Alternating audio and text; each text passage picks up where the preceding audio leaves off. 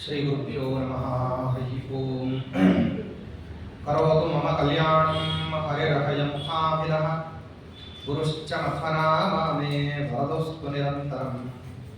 कल्याणात्मगात्राय कामितार्थप्रदायिने श्रीमद्वेङ्कटनाथाय श्रीनिवासाय ते नमः। वेदशास्त्रपुराणाब्धिविक्रीडनविशारदां श्रीसत्यध्यानतीर्थाख्यानुपतिष्ठे गुरुं मम। वेदशास्त्रपुराणार्थरसपीयूषवर्षकान् शिष्यवात्सल्यभरितान् जालिहाळगुरुं भजे। यस्य स्मरणमात्रेण धर्मदीक्षा विवर्धते वन्दे तां श्रीनिवासार्यान् मम विद्यागुरुं सदा। श्रीगुरुभ्यो नमः। हरि ओम। श्रीशप्रीत्यै प्रजातः सुमहितमहिमा श्रीहनुमान् निदेशात् ग्रामस्योल्लङ्घिताब्धिः सहरिरथगतः सेतुना पिष्टदुष्टः भूभन्नी रावणारिं पुरगमहृदयं पूजयित्वा ससीतं पश्यन् किं पूरुषेतं सततमपि महान् प्राणमुख्यो गतान्वान्।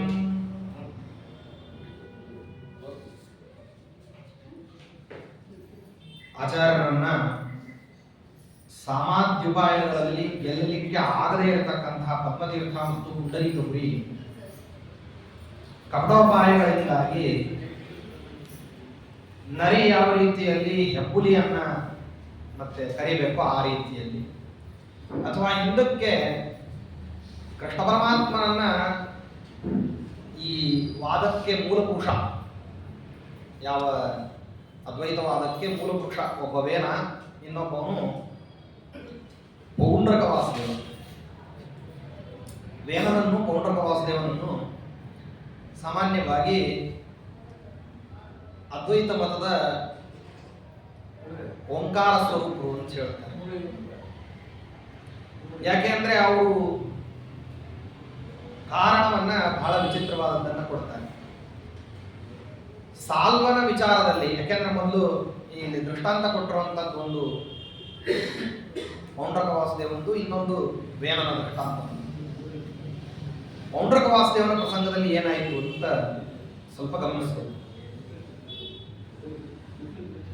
ವಸುದೇವ ಅನೇಕ ಹೆಣ್ಣು ಮಕ್ಕಳನ್ನ ಮದುವೆ ಆಗಿದ್ದಾರೆ. ಅದು ಹರಿವಂಶದಲ್ಲೂ ಮತ್ತು ಭಾಗವತದಲ್ಲೂ ತುಂಬಾ ವಿಸ್ತಾರವಾಗಿ ಉಲ್ಲೇಖ ಇದೆ. ಕಾರಣ ಏನು ಅಂದ್ರೆ, ವಸುದೇವ ಆಗಿನ ಕಾಲದಲ್ಲಿ ಸಮಕಾಲೀನರಲ್ಲಿ ತುಂಬಾ ಸ್ಫುರದ್ರೂಪಿ, ತುಂಬಾ ಸುಂದರ, ಮತ್ತು ಅವನಲ್ಲಿ ಒಳ್ಳೆ ತೇಜಸ್ಸು, ಹಾಗೇನೆ ಸ್ನೇಹ ಭಾವ, ಪರಾಕ್ರಮಿ, ಯೋಗ್ಯ. ಆದ್ರಿಂದ ಅವನಿಗೊಂದು ಸ್ವಭಾವ ಏನಂದ್ರೆ ತೀರ್ಥಯಾತ್ರಾ ಮಾಡ್ತಾ ಇರ್ತಾನೆ. ದೇಶ ದೇಶಗಳಿಗೆ ಹೋಗ್ತಿರ್ತಾನೆ. ಯಾವ್ಯಾವ ದೇಶಕ್ಕೆ ಹೋಗ್ತಿದ್ನೋ ಆಯಾ ದೇಶದಲ್ಲಿ ಆಯಾ ದೇಶದ ರಾಜರುಗಳು ಅವನಿಗೆ ಕನ್ಯಾ ಕೊಡ್ತಿದ್ನು. ಅದೃಷ್ಟ ನೋಡಿ, ಹೋದಲ್ಲೆಲ್ಲ ಮಾವನ ಮನೆ ಅವನಿಗೆ, ವಸುದೇವನಿಗೆ. ಅಲ್ಲಿ ಹೋಗಿ ಮದುವೆ ಮಾಡಿಕೊಂಡು ಕೆಲ ಕಾಲದವರೆಗೆ ಆ ಮದುವೆ ಮಾಡ್ಕೊಂಡಿರುವಂತ ಹೆಣ್ಮಗಳ ಜೊತೆಗೆ ಇದ್ದು ಸಂಸಾರ ಮಾಡಿ ಮಕ್ಕಳು ಹುಟ್ಟಿದ ಮೇಲೆ ಮತ್ತೆ ತಿರ್ಗಾ ತೀರ್ಥಯಾತ್ರೆ ಅಂತ ಹೋಗ್ತಿರ್ತಾರೆ. ಹೀಗಾಗಿ ಪೌಂಡ್ರಕ ವಾಸುದೇವನು ವಾಸುದೇವದಲ್ಲಿ ವಸುದೇವನ ಮಗನಿಗೆ ಒಂದರ್ಥದಲ್ಲಿ ಕೃಷ್ಣ ಪರಮಾತ್ಮನಕ್ಕಿಂತ ಮುಂಚೆ ಹುಟ್ಟಿದ ಮಗ ಸಂಬಂಧದಲ್ಲಿ. ಆದ್ರಿಂದ ಹೀಗೆ ಎಲ್ಲೆಲ್ಲಿ ಹೋಗ್ತಿದ್ದ ವಸುದೇವನಿಗೆ ಈ ರೀತಿ ಕನ್ಯಾದಾನ ಮಾಡಿರ್ತಿದ್ರಲ್ಲ, ಅವರವ್ರನ್ನ ಆನಂತರದಲ್ಲಿ ಒಂದ್ ಕಡೆ ಸೇರಿಸಬೇಕು ಅಂತ ಇತ್ತವನು. ಎಲ್ಲಾ ಕಡೆ ತೀರ್ಥಯಾತ್ರಾ ಮಾಡ್ಕೊಂಡು ಬಂದ್ಮೇಲೆ ಎಲ್ಲ ಒಂದ್ ಕಡೆ ನಿಲ್ತೀನೋ ಅವಾಗ ಎಲ್ಲರನ್ನೂ ಸೇರಿಸ್ಕೋಬೇಕು. ಮಧ್ಯಂತರದಲ್ಲಿ ಒಂದು ಪ್ರಸಂಗ ನಡೀತು. ಅಂದ್ರೆ ಆ ಪರಿಸ್ಥಿತಿ ಯಾವ ರೀತಿ ಇತ್ತು ಅಂತ ವಿಶ್ಲೇಷಣೆ ಮಾಡ್ತಾರೆ. ಕಥೆ ಸಾಮಾನ್ಯವಾಗಿ ನಾವು ಹೇಳಬೇಕಾದ್ರೆ ಹರಿವಂಶದಲ್ಲಿ ಅಥವಾ ಭಾಗವತದಲ್ಲಿ ಕಥೆ ಹೇಳಬೇಕಾದ್ರೆ ಕೃಷ್ಣ ಪರಮಾತ್ಮನನ್ನ ಕೇಂದ್ರ ಬಿಂದುವನ್ನಾಗಿ ಇಟ್ಕೊಂಡು ಹೇಳ್ತೀವಿ. ಅದಕ್ಕೆ ಕಾರಣವೂ ಇಲ್ಲದೆ ಇಲ್ಲ, ಪರಮಾತ್ಮನ ಮಹಿಮಾವನ್ನ ಹೇಳೋದ್ರಿಂದಾಗಿ ಮೋಕ್ಷ ಪ್ರಾಪ್ತಿ ಆಗ್ತದೆ ಅಂತ ಇನ್ನುಳಿದೆಲ್ಲ ಇದನ್ನು ಮಾಡ್ತೀವಿ. ಅದ್ರ ಭಾಗವತದಲ್ಲೇ ಒಂದು ಮಾತಿದೆ. ಅನೇಕ ಮಹನೀಯರುಗಳ ಮಹಾಮಹಿಮೆಯನ್ನು ಕೂಡ ಇಲ್ಲಿ ಹೇಳಿದ್ದೀವಿ. ಯಾಕೆ ಹೇಳಿದೀವಿ ಅಂತಂದ್ರೆ ಪರಮಾತ್ಮನ ಮಹಿಮಾವನ್ನ ಹೇಳೋದಕ್ಕೋಸ್ಕರವಾಗಿ ಆಂಗಿಕವಾಗಿ ಅದನ್ನು ಹೇಳಿದ್ದೀವಿ ಅಂತ. ಕಥಾಯಿಮಾಸ್ತೆ ಕಥಿತಾ ಮಹೀಯಸಾಂ ವಿತಾಯ ಲೋಕೇಶು ಯಶಃ ಪರೇಷಾಂ ವಿಜ್ಞಾನ ವೈರಾಗ್ಯ ವಿವಕ್ಷಯಾ ವಿಭೋ ನತು ವಚೋ ವಿಭೂತಿ ನತು ಪಾರಮಾರ್ಥ್ಯಂ ಅಂತ ಒಂದು ಮಾತಿದೆ. ಆದ್ರಿಂದ ಅಲ್ಲೆಲ್ಲ ಪರಮಾತ್ಮನ ಮಹಿಮಾ ಹೇಳೋದ್ರಲ್ಲಿ ಅದನ್ನ ಪ್ರಾಯ ಪರ್ಯವಸಾನ ಮಾಡ್ತೀವಿ. ಅದರ ವಸುದೇವ ಒಂದೊಂದು ಪ್ರತ್ಯೇಕವಾದಂತಹ ಮಹಿಮಾ, ಅಲ್ಲಲ್ಲಿ ಅನೇಕರದಿದೆ. ವಸುದೇವ ಒಂದು ಮಹಿಮಾ ಏನಂದ್ರೆ ಅವನಿಗೆ ಈ ರೀತಿಯಾದಂತಹ ಒಂದು ಸಾಮರ್ಥ್ಯ. ಆದ್ರೆ ಅವನು ಯಾವಾಗ ಈ ದೇವಕನ ಮಗಳು ದೇವಕಿ ದೇವಿಯನ್ನ ಮದುವೆ ಆಗ್ಬಿಟ್ನೋ ಅವಾಗ ಒಂದು ಪ್ರಸಂಗ ನಡೀತು. ಈ ಕಂಸನಿಗೆ ಆಗಿರತಕ್ಕಂತಹ ಅಶರೀರವಾಣಿ, ಈ ಅಶರೀರವಾಣಿಯ ನಿಮಿತ್ತವಾಗಿ ನಾವು ಕಂಸನಲ್ಲಿ ಆಗಿರತಕ್ಕಂತಹ ಬದಲಾವಣೆಯನ್ನ ಕೃಷ್ಣ ಪರಮಾತ್ಮನ ಕಥಾಕ ಆಂಗಿಕವಾದದ್ದೇನೋ ಅದನ್ನು ಮಾತ್ರ ಹೇಳ್ತಾ ಹೋಗ್ತೀವಿ. ವಸುದೇವನಲ್ಲಿ ಏನ್ ಬದಲಾವಣೆ ಆಯಿತು ಅಂದ್ರೆ ಆ ಮುಂದೆ ತೀರ್ಥಯಾತ್ರೆ ನಿಲ್ಲಿಸ್ಬಿಟ್ಟ. ವಸುದೇವ ಸಂಚಾರ ಮಾಡ್ತಾ ಮಾಡ್ತಾ ಮಾಡ್ತಾ ಅಲ್ಲಿ ಬೇರೆ ಬೇರೆ ಇವರನ್ನ ಏನು ಮದುವೆ ಮಾಡ್ಕೊಳ್ತಿದ್ದ, ಸ್ತ್ರೀಯರನ್ನ ಮದುವೆ ಮಾಡ್ಕೊಳ್ತಿದ್ದ. ದೇವಕನ ಮಗಳಾದ ಈ ದೇವಕಿ ದೇವಿಯನ್ನ ಜೊತೆಗೆ ಅನೇಕ ಜನ ಕಂಸಾವತಿ ಅಂತ ಅನೇಕ ಜನರನ್ನ ಮದುವೆ ಮಾಡ್ಕೊಂಡಿದ್ದಾನೆ, ರೋಹಿಣಿಯನ್ನ, ಇವರನ್ನೆಲ್ಲರನ್ನು ಮದುವೆ ಮಾಡ್ಕೊಂಡಿದ್ದಾನೆ ಅಂತ ಉಲ್ಲೇಖ ಎಲ್ಲ ಇದೆ ಬೇಕಾದಷ್ಟು. ಆದ್ರೆ ಈ ದೇವಕಿ ದೇವಿಯನ್ನ ವಿವಾಹ ಆದ ಮೇಲೆ ಈ ತೀರ್ಥಯಾತ್ರ ನಿಲ್ಲಿಸುವಂತ ಪ್ರಸಂಗ ಬಂತು. ಕಾರಣವೂ ಇಲ್ಲದೆ ಏನಿಲ್ಲ, ಸುಮ್ಮನೆ ನಿಲ್ಲಿಸ್ಲಿಲ್ಲ. ನಿನ್ನ ಸಂಹಾರಕನಾಗಿರತಕ್ಕಂತಹ ಏನು ಜಗದ್ರಕ್ಷಕ, ಬರೀ ಕಂಸನ ಸಂಹಾರಕ ಹುಡ್ತಾನೆ ಅಂತ ಅಶರೀರವಾಣಿ ಆಗ್ಲಿಲ್ಲ. ಅಶರೀರವಾಣಿ ಏನ್ ಹೇಳ್ಬಿಡ್ತು ಅಂತಂದ್ರೆ ನಿನ್ನ ಸಂಹಾರಕನಾಗಿರ್ತಕ್ಕಂತಹ ಜಗತ್ ಸ್ರಷ್ಟಾರನಾದಂತಹ ವ್ಯಕ್ತಿ ದೇವಕಿ ದೇವಿ 8ನೇ ಗರ್ಭದಲ್ಲಿ ವಸುದೇವರಿಂದ ಹುಟ್ಟುತ್ತಾನೆ ಅಂತ. ಕಂಸ ಯಾವುದನ್ನು ತಗೊಂಡ, ನನ್ನನ್ನ ಸಂಹಾರ ಮಾಡತಕ್ಕಂತ ವ್ಯಕ್ತಿ ಹುಟ್ಟುತ್ತಾನೆ ಅಂತ ಅನ್ನೋದನ್ನ ಅಷ್ಟನ್ನೇ ಕಂಸ ಕಾನ್ಸಂಟ್ರೇಟ್ ಮಾಡ್ದ. ನಾವು ಕಥಾವಾಗಿ ಹೇಳ್ಬೇಕಾದ್ರೆ ಸಾಮಾನ್ಯವಾಗಿ ಪೌರಾಣಿಕರು ಅದನ್ನೇ ಹೇಳ್ಕೊಂಡು ಹೋಗ್ತೀವಿ. ಅದರಲ್ಲಿ ಇನ್ನೊಂದು ವಿಶೇಷಣ ಸೇರಿಸಿದ್ರು, ಅವ ಜಗದ್ರಕ್ಷಕ ಅಂತ. ಅಂದ್ರೆ ಯಾವನನ್ನ ಉಪಾಸ್ಯಮಾನನಾದಂತಹ ಮೂರ್ತಿ ಅಂತ ಮೋಕ್ಷಾಪೇಕ್ಷಿಯಾದವರು ಎಲ್ಲರೂ ಕೂಡ ಹೇಳ್ತಾರೋ ಅವನು ತನ್ನ ದ್ವಾರ ದೇವಕಿ ದೇವಿಯಲ್ಲಿ ಜನಿಸಿ ಬರ್ತಾನೆ ಅಂತ ಅನ್ನೋ ವೃತ್ತ ಅಂತ ಹೇಳಿದಾಗ ಸಾಧನೆ ಎಲ್ಲ ಯಾವುದಕ್ಕೋಸ್ಕರ ಮಾಡ್ತಾರೆ? ವ್ರತ, ನಿಯಮಗಳು, ತೀರ್ಥಯಾತ್ರ, ಯಜ್ಞಯಾಗಾದಿಗಳು, ಅತಿಥಿ ಅಭ್ಯಾಗತರ ಸತ್ಕಾರ, ನಿತ್ಯಾನುಷ್ಠಾನ, ಇದು ಎಲ್ಲ ಯಾವುದಕ್ಕೋಸ್ಕರವಾಗಿ? ಪುಂಸ ಮದ್ದರ್ಶನಾವಧಿ ಅಂತ ಹೇಳ್ತದ ಭಾಗವತ ಅಲ್ವಾ? ಆದ್ರಿಂದಾಗಿ ಅವನಿಗೆ ಏನಾಗ್ಬಿಡ್ತು ವಸುದೇವನಿಗೆ ಅಂದ್ರೆ ಅದೆಲ್ಲ ಕಂಸನನ್ನು ಸಂಹಾರ ಮಾಡ್ತಾನೆ ಅನ್ನೋದನ್ನೆಲ್ಲ ಬಿಟ್ಬಿಟ್ಟ. ಕಂಸ ನನ್ನನ್ನು ಸಂಹಾರ ಮಾಡೋನು ಹುಡ್ತಾನೆ ಅಂತ ಹೇಳಿ ಇವನನ್ನು ಕಾರಾಗೃಹಕ್ಕೆ ಹಾಕ್ಲಿಕ್ಕೆ ಹೋದ. ವಸುದೇವ ಹಂಗಲ್ಲ, ಜಗತ್ ಸೃಷ್ಟಾರಕನಾಗಿರತಕ್ಕಂಥವನು ಮತ್ತೆ ಸೃಷ್ಟ್ಯಾಧ್ಯಷ್ಟಕರ್ತೃವಾದಂತಹ ಪರಮಾತ್ಮ ಇಲ್ಲಿ ಹುಟ್ಟುತ್ತಾನೆ ಅಂತ ಅಂದಮೇಲೆ ಯಾವುದಕ್ಕೋಸ್ಕರ ಇಷ್ಟೆಲ್ಲ ಅಶೇಷ ಪ್ರಯತ್ನಗಳನ್ನ ವ್ರತ ನಿಯಮ ತೀರ್ಥಯಾತ್ರಾದಿಗಳನ್ನ ಮಾಡ್ತಿದ್ನೋ ಅಂತಹ ಪರಮಾತ್ಮ ಅವತಾರ ಮಾಡ್ತಾನೆ ಅಂತಂದ್ರೆ ಇಲ್ಲಿ ಇರಬೇಕು ಅಂತ ನಿರ್ಧಾರ ಮಾಡ್ದ. ಅಲ್ಲಿಯೇ ಉಳಿದು ಸರಿ. ವಸುದೇವ ಇಂದ ಮಾಡಿದ್ನಲ್ಲ ನಿರ್ಣಯ, ಇದರಲ್ಲಿಂದ ಪರಿಣಾಮ ಏನಾಯ್ತು ನೋಡಿ. ಆ ಶರೀರವಾಣಿ ಒಂದೇ ಆದರೂ ಕಂಸನಿಗೆ ಬೇರೆ ಪರಿಣಾಮ, ವಸುದೇವನಿಗೆ ಬೇರೆ ರೀತಿ ಪರಿಣಾಮ ಅಂತ ಹೇಳಿದ್ನಲ್ಲ. ಹಾಗೇನೆ ವಸುದೇವ ಈ ನಿರ್ಣಯ ಮಾಡಿದ್ದೆ ಬೇರೆ ಪರಿಣಾಮಗಳು, ಅಡ್ಡ ಪರಿಣಾಮಗಳು ಹುಟ್ಟುಕೊಂಡು ಕೃಷ್ಣ ಪರಮಾತ್ಮನನ್ನ ದ್ವೇಷ ಮಾಡ್ಲಿಕ್ಕೆ ವಸುದೇವ ನಿಮಿತ್ತ. ಈ ಯಾರ್ಯಾರು ಈ ಪೌಂಡ್ರಕ ವಾಸುದೇವ, ಶೃಗಾಲ ವಾಸುದೇವ, ಇವರೆಲ್ಲರಿಗೂ ವಸುದೇವನೇ ತಾನೇ ತಂದೆ. ಇವರೆಲ್ಲರಿಗೂ ಏನಾಯ್ತು ನಿಮಿತ್ತ ಅಂತಂದ್ರೆ, ಕೃಷ್ಣ ಅಲ್ಲಿ ಅವತಾರ ಮಾಡದ ಅಂತನ್ನೋ ಕಾರಣಕ್ಕೋಸ್ಕರವಾಗಿ ನಮ್ಮ ತಂದೆ ನಮ್ಮನ್ನ ಬಿಟ್ಟು ಬಿಟ್ಟು ದೇವಕಿ ದೇವಿಯ ಜೊತೆಗೇನೆ ಉಳಿದು ಬಿಟ್ಟ. ಇಲ್ಲ ಅಂದ್ರೆ ಇಲ್ಲಿಗೆ ಬರ್ತಿದ್ದ, ಇಲ್ಲಿಗಲ್ಲ ಇಲ್ಲಿಗೂ ಬರ್ತಿದ್ದ ಅಂತನ್ನುವಂಥ ಒಂದು ವಾದಕ್ಕೆ ಪುಷ್ಟಿ ಬಂತು. ಅಂದ್ರೆ ನಾವು ಕೃಷ್ಣನನ್ನ ಅಕಾರಣವಾಗಿ ದ್ವೇಷಿಸ್ತಿಲ್ಲ, ಅವನಲ್ಲಿ ಹುಟ್ಟಿದ್ದಕ್ಕೋಸ್ಕರವಾಗಿ ನಮ್ಮ ತಂದೆ ನಮ್ಮ ಹತ್ರ ಬರದೇ ಇರೋ ಹಂಗಾಯಿತು. ಇದು ಮೇಲ್ನೋಟದ ಕಾರಣ. ಅವರೆಲ್ಲರೂ ಹೇಳೋದು ಆಂತರಿಕ ಏನು ಅಂತಂದ್ರೆ, ವಸುದೇವನ ಮಗ ನಾನು ವಾಸುದೇವನಾದದ್ದರಿಂದ ಜಗತ್ತೆಲ್ಲ ಭ್ರಾಂತ ಆಗಿದೆ. ಏನಂತಂದ್ರೆ, ಕಂಸನನ್ನ ಕೊಂದಿರತಕ್ಕಂಥವನು ನಾರಾಯಣ ಅಂತ ಹೇಳಿ, ನಾರಾಯಣ ಅವನಲ್ಲ, ವಸುದೇವನ ಮಗನಾಗಿರತಕ್ಕಂಥ ನಾನು ವಾಸುದೇವನಾದದ್ದರಿಂದ ನಾನು ನಾರಾಯಣ ಅಂತ ಹೇಳಲಿಕ್ಕೆ ಆರಂಭ ಮಾಡಿದ. ಇದೇ ಜೀವಾದ್ವೈತ ಮತ ಅಂತಂದ್ರೂ, ಅಹಂ ಬ್ರಹ್ಮಾಸ್ಮಿ ಅಂದ್ರೂ, ನಾನ್ ದೇವರು ಅಂದ್ರೂ ಶಬ್ದಗಳಷ್ಟೇ ಬೇರೆ ಬೇರೆ ಹೊರತು ಅಭಿಪ್ರಾಯ ಮಾತ್ರ ಒಂದೇ. ಇದನ್ನೇ ಜೀವಾದ್ವೈತ ಮತ ಅಂತ ಹೇಳಿ. ಇದನ್ನು ಬಿಟ್ಟುಬಿಟ್ಟು ಶೈವಾದ್ವೈತ ಮತ ಅಂತ ಇನ್ನೊಂದು ಬೇರೆದಿದೆ. ಶಿವೋ ಅಹಂ ಅಂತ ಅನ್ನೋದು ಶೈವಾದ್ವೈತ ಮತ, ಬ್ರಹ್ಮಾಸ್ಮಿ ಅಂತ ಅನ್ನೋದು, ಅಹಂ ಬ್ರಹ್ಮಾಸ್ಮಿ ಅಂತ ಅನ್ನೋದು ಜೀವಾದ್ವೈತ ಮತ. ಇಷ್ಟೇ. ಇದನ್ನ ಮೊದಲಿಗೆ ಪ್ರತಿಷ್ಠಾಪನೆ ಮಾಡೋದು ಯಾರು? ಪೌಂಡ್ರಕ ವಾಸುದೇವ. ಆದ್ರಿಂದ ಅದನ್ನ ನಿಮಿತ್ತ ಇಟ್ಟುಕೊಂಡು ಬೇಕಾದಷ್ಟು ಕೆಲಸ ಮಾಡಿದ. ನೀನೇ ನಾರಾಯಣ ಅಂತಂದ್ರೆ, ಹಾಗಾದ್ರೆ ನಾರಾಯಣನಿಗೆ ಶಂಖ ಚಕ್ರಾದಿಗಳು ಇದ್ದಾವಲ್ಲ ಅಂತಂದ್ರೆ ತಾನು ಒಂದೆರಡು ಅಂಟಿಸ್ಕೊಂಡ.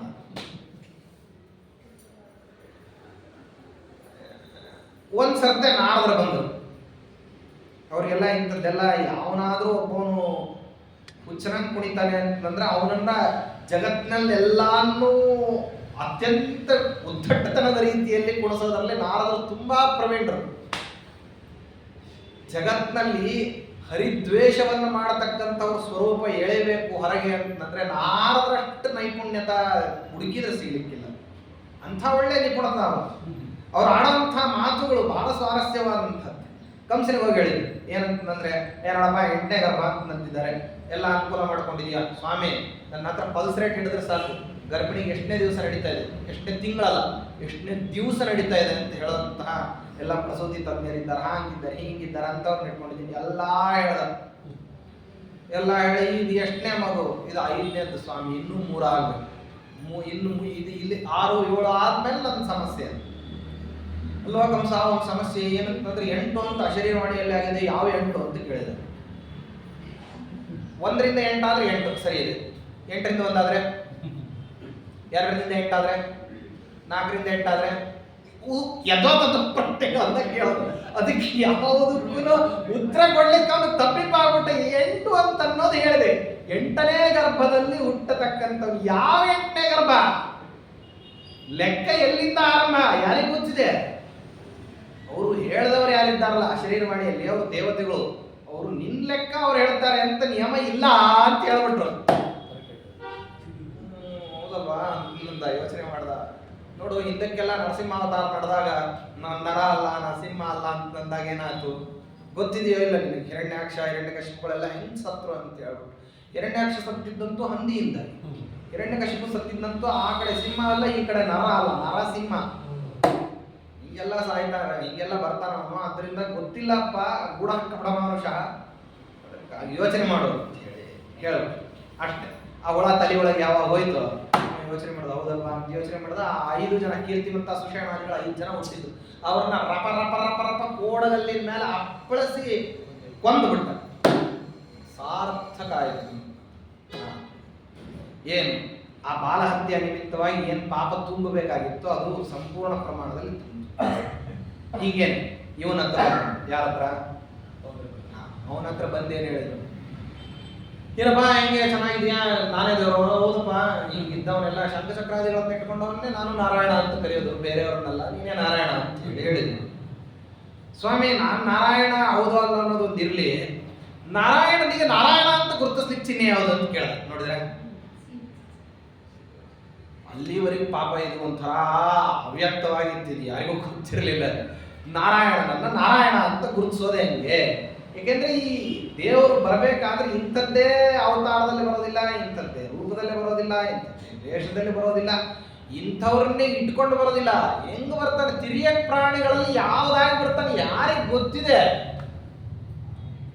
ಯಾರನ್ನು ಉದ್ಧಾರ ಮಾಡಬೇಕು ಅಂತ ಯಾವ ರೂಪದಲ್ಲಿ ಬಂದು ಹೆಂಗ್ ಉಪದೇಶ ಮಾಡ್ತಾನೆ ಯಾರಿಗೇನಾದ್ರು ಗೊತ್ತಿದ್ಯಾ? ಗೊತ್ತಿಲ್ಲ. ಯಾರನ್ನು ಉದ್ಧಾರ ಮಾಡ್ಲಿಕ್ಕೆ ಯಾವ್ದೋ ರೂಪದಲ್ಲಿ ಬಂದು ಕಾಪಾಡ್ತಾನೆ, ಹೆಂಗ್ ಕಾಪಾಡ್ತಾನೆ ಯಾರಿಗೆ ಗೊತ್ತಿಲ್ಲ. ಅದಕ್ಕೋಸ್ಕರವಾಗಿ ಇದು ಸಮಸ್ಯೆ ಇದ್ದಿದ್ರಿಂದ ನಿಮ್ ದೇವರು ಅಂತ ಕರೆಯೋದು ಹೆಂಗೆ ಅಂತ ಕೇಳ್ದ.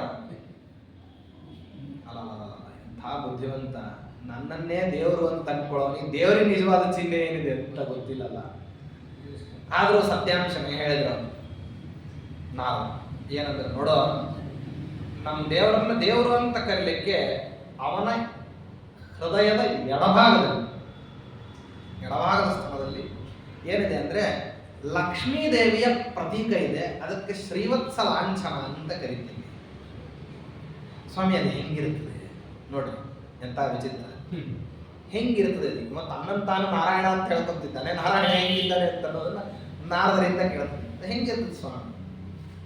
ಏನಿಲ್ಲ, ಅದು ವಲಯಾಕಾರದಲ್ಲಿ ಅಂಗೈ ಅಗಲ ಗಾತ್ರದಲ್ಲಿ ಒಳಗ ಲಕ್ಷ್ಮೀ ಪ್ರತೀಕ, ಹೊರಗಡೆ ಮೊದಲನೇ ಸುತ್ತಿನಲ್ಲಿ ಕಪ್ಪಾಗಿರತಕ್ಕಂತಹ ಹೃದಯದಲ್ಲಿ ಕಪ್ಪಾಗಿರತಕ್ಕಂತಹ ರೋಮಗಳು, ಅದರ ಸುತ್ತಲೂ ಅಚ್ಚ ಶ್ವೇತ ವರ್ಣದ ರೋಮಗಳು ಬಂದ್ರೆ ಅದನ್ನ ಶ್ರೀವತ್ಸಲಾಂಛನ ಅಂತ ಕರಿತೀವಿ ಅಂತ ಹೇಳಿದರು. ಸರಿ ನೋಡ್ರಿ, ಅವತ್ತಿನಿಂದ ಶುರುವಾಯಿತು ಕಾಸ್ಮೆಟಿಕ್ ಸರ್ಜರಿ ಗುರುಭ್ಯೋ ನಮಃ ಅಂತವು ನೀವು. ಅಲ್ಲಿ ತನಕ ಕಾಸ್ಮೆಟಿಕ್ ಸರ್ಜರಿ ಅಂತ ಅನ್ನೋದೊಂದು ಇರಲಿಲ್ಲ. ಇದನ್ನ ಪ್ರಥಮತಃ ಅದನ್ನ ಪರಿಚಯ ಮಾಡಿಸಿದವರು ಯಾರು? ಸಾಲ್ವ ಗುರುಗಳು, ಶೃಗಾಲ ವಾಸುದೇವ, ಶೃಗಾಲ ಗುರುಗಳು. ಅವನ ಹೆಸರೇ ಶೃಗಾಲ ಅಂದ್ರೆ ನರಿ ಅಂತ. ಅವನೇ ಇದನ್ನ ಪ್ರಥಮತಃ ಏನ್ ಮಾಡ್ದ ಅಂದ್ರೆ ಕಾಸ್ಮೆಟಿಕ್ ಸರ್ಜರಿಯನ್ನ ಇಂಟ್ರೊಡ್ಯೂಸ್ ಮಾಡಿಸಿದ. ಅವನು ಅದನ್ನ ದೇಹದ ಮೇಲೆ ಇರತಕ್ಕಂತಹ ರೋಮಗಳನ್ನೆಲ್ಲ ಕತ್ತರಿಸಿ ಹಾಕಿ ಅದಕ್ಕನುಸಾರವಾಗಿರತಕ್ಕಂಥದ್ದನ್ನೆಲ್ಲ ಬೇರೆ ಆಡಿನ ಚರ್ಮವನ್ನು ಹಾಕಿ ಅದನ್ನು ಎದೆ ಮೇಲೆಲ್ಲ ಎದೆ ಹರಿದು ಎದೆ ಹೊಲಿಸ್ಕೊಂಡು ಎಲ್ಲ ಏನೇನು ಬೇಕೋ ಎಲ್ಲ ಮಾಡ್ದ. ಒಂದಿಷ್ಟು ಶಂಖ ಚಕ್ರ ಕೈಯೆಲ್ಲ ಅಂಟಿಸ್ಕೊಂಡು ಅಡ್ಡಾಡ್ಲಿಕ್ಕೆ ಆರಂಭ ಮಾಡಿದಾಗ ಏನು ಹೇಳ್ತಿದ್ದ ಅಂದ್ರೆ ನಾನೇ ನಾರಾಯಣ ಅಂತ ಹೇಳೋದು ತಿರುಗ್ತಾ ಇತ್ತು. ಇದೇ ವಾಸ್ತವದಲ್ಲಿ ಜೀವಾದ್ವೈತ. ಇವನು ಸುಮ್ಮನೆ ಏನು ಶಾರೀರಿಕವಾಗಿ ಪರಿವರ್ತನೆ ಮಾಡ್ಕೊಂಡ ಇವನು ಯಾರು? ಶೃಗಾಲ ವಾಸ್ತವ.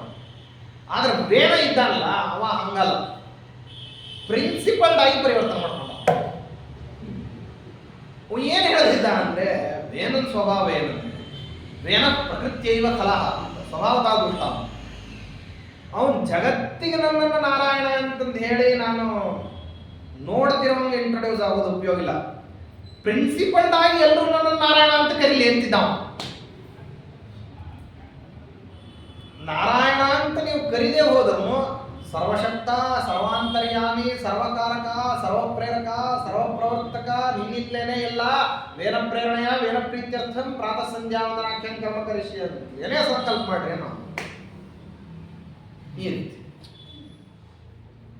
ಯಾರು ಈ ರೀತಿ ಮಾಡ್ತಿರ್ಲಿಲ್ವೋ ಅವನು ಬೈತಿದ್ದ. ಅವ್ರನ್ನ ತುಂಬಾ ಕೆಟ್ಟ ಮಾತುಗಳಲ್ಲಿ ಬೈತಿದ್ದ. ಯೋನ್ಯಂಚ ಸ್ವಪತಿಂ ಹಿತ್ವಾ ಜಾರಂ ಪತಿಂ ಉಪಾಸತೆ ಅಂತ ಹೇಳಿ ಬೈತಿದ್ದ. ಬೈಯೋದು ಬಹಳ ವಿಚಿತ್ರವಾಗಿ ಬೈತಿದ್ದೆ. ಯಾರು ಪತಿವೃತಿಯಾಗಿರ್ತಕ್ಕಂತಹ ಹೆಣ್ಮಗಳು ತನ್ನ ಪತಿಯನ್ನು ಉಪಾಸನೆ ಮಾಡಬೇಕು ಹೊರತು ಪತ್ಯತಿರಿಕ್ತನಾಗಿರ್ತಕ್ಕಂತಹ ಪರಪುರುಷನನ್ನು ಉಪಾಸನೆ ಮಾಡಬಾರ್ದು. ನಾನು ರಾಜಾವೈ ದೇವತಾ ಸ್ವಯಂ ಅಂತ ಹೇಳ್ತಿದ್ದೆ. ರಾಜನೇ ನಿಜವಾಗಿಯೂ ಪ್ರತ್ಯಕ್ಷವಾಗಿರ್ತಕ್ಕಂತಹ ದೇವತಾ. ಇನ್ಯಾರು ದೇವತಾ ಅಂತಿದ್ದಾರೆ? ನಿಮಗೆಲ್ಲ ಏನು ಆಗು ಹೋಗುಗಳಿದ್ದಾವೋ ಅವೆಲ್ಲವೂ ನನ್ನಿಂದಲೇ ಆಗಬೇಕಾದಂತಹ ಸಮಯದಲ್ಲಿ ಅನ್ಯ ದೇವತಾ ಉಪಾಸನ ಅಂತ ಅನ್ನೋದು ನನ್ನ ಪ್ರಜಾವರ್ಗದವರಿಂದಾಗಿ ನಾನು ನಿರೀಕ್ಷೆ ಮಾಡೋದಿಲ್ಲ, ಹಾಗೆ ಮಾಡಬೇಡಿ ಅಂತ ಹೇಳಿ. ಇದನ್ನು ಕೇಳದೇನೆ ಒಂದಿಷ್ಟು ಋಷಿಮುನ್ಯಾದಿಗಳವರೆಲ್ಲ ಇವನ್ ಮಾತೆಲ್ಲ ಕೇಳ್ತಾರೆ. ಹೋದ ನೀ ಏನ ಹೇಳ್ತೀಯ ಅಂತಂದ್ರೆ ನಾವೇ ಕೇಳಬೇಕು ಅಂತ ಹೇಳಿ ತಪಶ್ಚರ್ಯದಲ್ಲಿ ನಿರತರಾಗಿದ್ದೆ. ಅಂಥವ್ರನ್ನ 80,000 ಜನ ಋಷಿಮುನಿಗಳನ್ನ ಏನ್ ಮಾಡ್ದ ಅಂತಂದ್ರೆ ಅವನು ತುಂಬಾ ಚಂಡಶಾಸನ. ಅವನು ಏನಂದು ಅವನು ಹೆಂಗೆ ಹೇಳ್ತಿದ್ದ ಅಂತಂದ್ರೆ ನೀವು ಯಾವುದು ಯಾವ್ದನ್ನ ನಿಮ್ಮ ಮನೆಯಲ್ಲಿ ನೀವು ಅಡಿಗೆ ಮಾಡ್ಕೊಳ್ಳೋಂಗಿಲ್ಲ.